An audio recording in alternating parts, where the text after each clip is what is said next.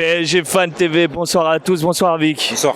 Alors ce soir, malheureusement, on n'a pas eu le droit à un grand pari, pas ce qu'on a eu l'habitude d'avoir depuis le début de la saison.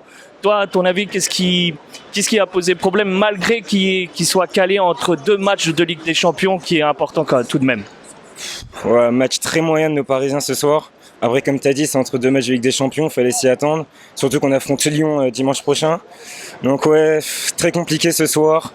C'était très lent dans les transmissions, on a senti un peu de fatigue chez certains joueurs.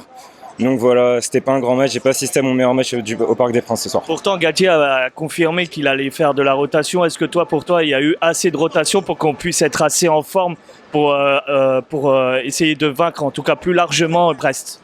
Justement, j'étais déçu du turnover de Galtier. Je pense que c'était le moment de faire reposer Messi et Verratti.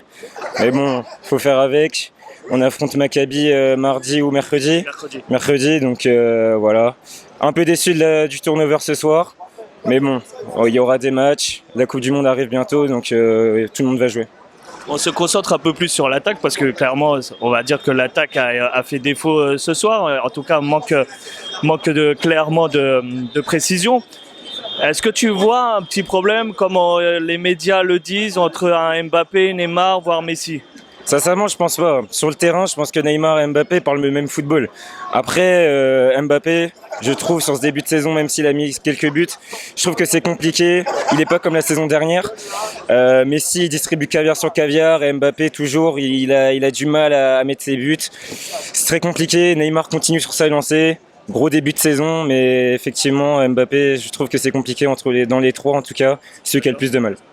Alors sur notre défense, le seul qu'on a vu dans ce turnover, c'est un Danilo, malgré qui commence depuis plusieurs matchs ce 11 de départ. Qu'en penses-tu de ce joueur et est-ce que clairement il tape à la porte d'un 11 de départ?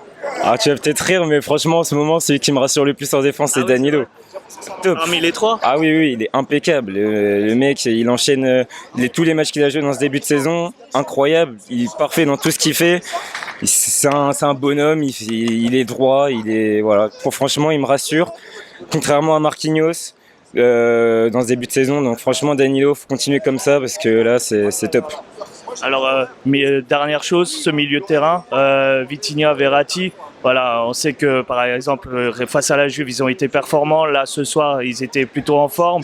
Est-ce que pour toi, ils font partie clairement de ce 11 de départ qui permettra peut-être d'aller atteindre nos objectifs? Pour moi, oui. En ce moment, oui. Après, il faut voir contre un adversaire plus fort, avec un milieu plus physique, plus rapide. Mais pour moi, ce duo marche parfaitement.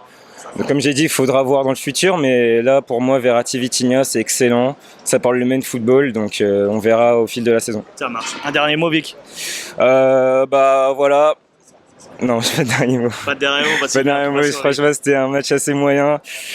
Je me suis endormi un peu, mais bon, c'est pas grave. La saison est longue et toujours continuer à supporter l'équipe. Et voilà. Super. Allez, Merci, Mick.